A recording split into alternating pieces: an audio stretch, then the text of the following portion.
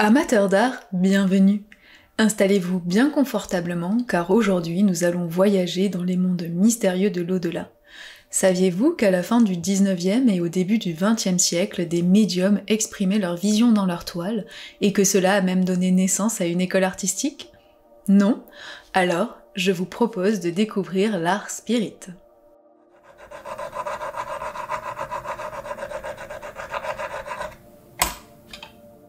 Esprit, es-tu là? Si tu es d'accord pour communiquer, tape une fois pour oui, deux fois pour non. Ces phrases, que nous connaissons tous et que nous avons sans doute tous dit au moins une fois dans notre vie, sont héritées du spiritisme. Avant de nous plonger dans les œuvres, je vous propose de faire un point sur ce courant de pensée ainsi que sur les mouvements occultes qui sont apparus à la fin du 19e siècle. Le spiritisme naît à la fin des années 1840 aux États-Unis. À Hydesville, dans l'état de New York, Kate, Margaret et Leah Fox communiquent avec les esprits qui hantent leur modeste maison. Des craquements se font entendre, et les morts tentent de parler avec les vivants. Très vite, ce phénomène dépasse les frontières d'Hydesville, et les États-Unis se passionnent pour les trois jeunes femmes qui deviennent alors pour la face du monde les sœurs Fox. Rapidement, la réputation du trio franchit l'Atlantique, et l'Europe se passionne à son tour pour leurs prouesses en matière de communication avec l'au-delà. Des livres sont publiés, des photos sont prises, et on tente par tous les moyens de prouver l'existence d'une vie après la mort. Devant le succès retentissant, monstrueux même du spiritisme, une question se pose. Pourquoi? Qu'est-ce qui fait que, d'un coup, trois jeunes femmes qui assistent à des phénomènes étranges deviennent connues dans toute l'Europe et les États-Unis? Cette poussée du spiritisme, et plus largement de l'ésotérisme et de l'occultisme au XIXe siècle, est en fait liée au profond changement de mentalité qui s'y passe. Depuis la Révolution, la présence de la religion est en net recul dans l'espace public. C'était elle qui jugulait les croyances en matière d'esprit, de démons, d'apparitions. Ou, en tout cas, c'était elle qui proposait une version officielle de ces croyances. Officieusement, dans les campagnes, la culture populaire prenait le relais. Et il n'y a qu'à lire des contes pour s'apercevoir que le monde rural était peuplé d'êtres dont l'existence n'a pas encore pu être prouvée à ce jour. Seulement, au XIXe siècle, ce cadre de pensée explose. L'Église a de moins en moins d'influence, et les campagnes sont peu à peu désertées au profit des villes. Ce qui fait que leur culture populaire se perd progressivement. Dans ce contexte, un vide spirituel se crée dans la vie de l'homme du XIXe siècle. Vide que le spiritisme ou autre courant occulte s'empresse de combler. Pour vous dire à quel point l'occultisme était pris au sérieux, il suffit de citer quelques penseurs de premier plan qui s'y adonnaient. Victor Hugo faisait tourner les tables, Camille Flammarion, un astronome, particulièrement connu pour ses ouvrages de vulgarisation scientifique, nourrissait furieusement son mysticisme, et Sir Arthur Conan Doyle fut l'un des membres de la Society for Psychical Research dont le but est d'observer d'un point de vue scientifique les phénomènes paranormaux. Par ces exemples, nous touchons à l'une des particularités du XIXe siècle, le mélange de l'esprit scientifique et des théories occultes. Et on peut alors se demander de juste droit comment le siècle qui a donné naissance au rationalisme scientifique tel que nous le connaissons a pu croire massivement aux esprits. Je m'arrête ici quelques instants pour préciser que le point de vue que j'exprime dans cette vidéo est celui de la doxa. La doxa est un concept issu de la pensée grecque qui désigne la pensée dominante d'une époque. Mon but est en aucun cas de porter un jugement sur la pensée occulte, mais de mettre en avant le paradoxe qui se crée au tournant du siècle, c'est-à-dire l'incorporation de théories scientifiques à la pensée magique. En effet, il est possible de voir dans le spiritisme une résurgence de la pensée magique qui habite notre civilisation depuis des temps immémoriaux. Il n'y a qu'à lire l'Odyssée pour s'en rendre compte.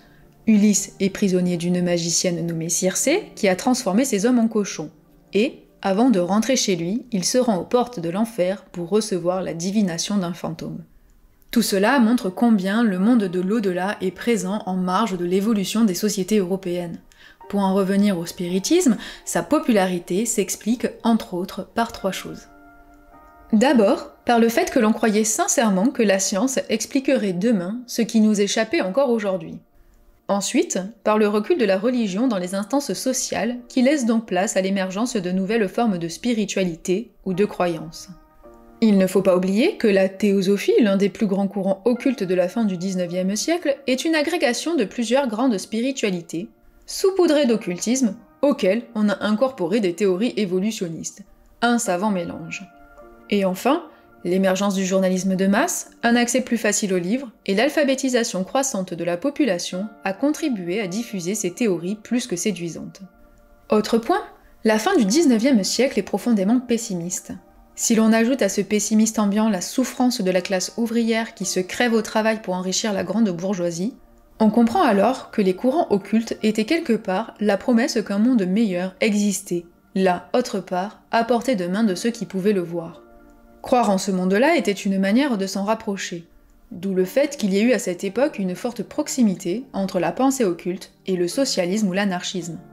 Tout cela bien en tête, nous allons maintenant nous pencher sur les œuvres d'Augustin Le Sage. Il existe bien d'autres peintres spirites, mais Le Sage est celui qui m'a le plus touché.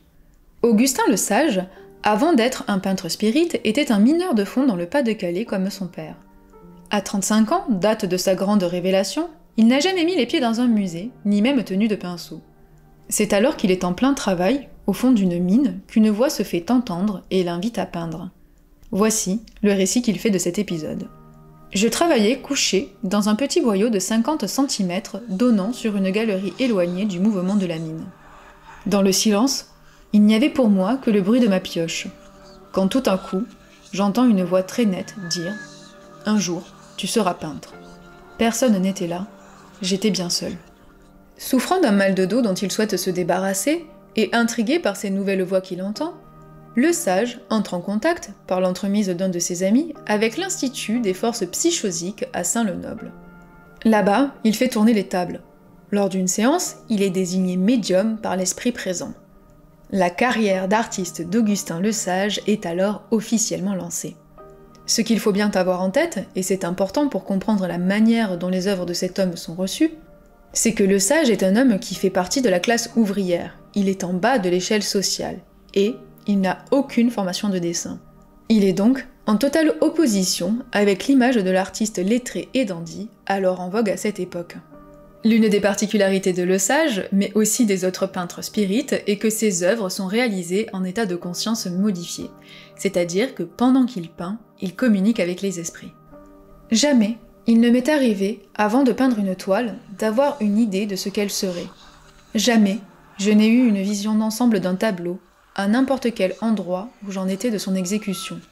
Un tableau se fait détail par détail, sans que rien ne me vienne préalablement dans l'esprit. Mes guides m'ont dit « Ne cherche pas à savoir ce que tu fais. Je m'abandonne à leur impulsion. » Cette manière de peindre est particulièrement surprenante, surtout quand on sait que certaines de ses compositions pouvaient atteindre 3 mètres de haut pour 2 mètres de large. Et le plus impressionnant est que Le Sage arrive à créer des compositions cohérentes. Les motifs se combinent parfaitement entre eux et notre œil voyage librement dans l'œuvre. Ce qui m'interroge le plus dans ces peintures, c'est l'esthétique de tapis qui s'en dégage. Que ce soit par la couleur de certaines compositions, ou par la surabondance de motifs, ou encore par la planéité des œuvres. Comme sur un tapis, les motifs, quoique présents, arrivent à se faire oublier. Quelque part, il y en a tellement qu'on ne les voit plus. Ce qui est un étrange paradoxe. Comme l'ADN pour tout être vivant, le motif est la composante qui structure l'œuvre de l'artiste et qui pourtant est invisible. Il faut s'arrêter sur une composition et regarder de plus près pour les voir. Le fait que le motif, qui est l'unité de base de l'art ornemental, soit l'essence même de la production artistique d'un homme qui dit transcrire ce que ses guides lui dictent, est particulièrement intéressant. Quelque part, ces toiles sont des descriptions, voire des transcriptions du monde des esprits. Elles sont à leur manière des petits cosmos. Or, le mot cosmos, en grec ancien, désigne aussi bien le cosmos en tant que le monde dans lequel vivent les hommes, que l'ornement, la parure. Quand on sait cela, les toiles de Le Sage prennent d'un coup une toute autre dimension. Elles ne sont plus juste des décorations, ou même des dessins un peu kitschouilles. Elles sont le témoignage profond et sincère des aspirations spirituelles, voire même existentielles du peintre. Et cette profusion de lignes, de couleurs, dans laquelle nous voyageons quand nous regardons une de ses œuvres, n'est pas sans rappeler les pages du livre de Kells, un manuscrit enluminé réalisé par des moines de culture celtique au IXe siècle. Alors que l'on regarde les pages de ce manuscrit, on se rend compte que le regard est sollicité de la même manière que dans une des toiles de Le Sage. Il n'est jamais fixe, il se déplace sans arrêt dans la page. Et c'est justement dans cette itinérance du regard, qui semble infinie, que se trouve le dévoilement de la spiritualité chrétienne. Jean-Claude Bonne, dans son analyse des planches de cet évangile, parle d'une rumination visuelle qui serait en fait une pratique esthétique à portée spirituelle. Le sage, dans son art, réactualise et reformule avec l'esthétique du 19e une mécanique séculaire connue et utilisée dans l'art sacré. Ce qui est passionnant, touchant même, est qu'il le fait sans le conscientiser, ce qui ne fait qu'ajouter de la profondeur à son acte artistique. On pourrait presque dire qu'en nous donnant à voir des tapis muraux, le sage nous permet d'entrevoir une réalité jusque-là tenue secrète. Et vous, que voyez-vous dans les œuvres de cet artiste ? J'en ai fini pour aujourd'hui. Je vous remercie de m'avoir écouté et j'espère que vous avez passé un agréable moment en ma compagnie. Si c'est le cas et si vous souhaitez soutenir la chaîne, n'hésitez pas à commenter, partager, liker, ça m'aide à gagner en visibilité. Prenez soin de vous et à bientôt!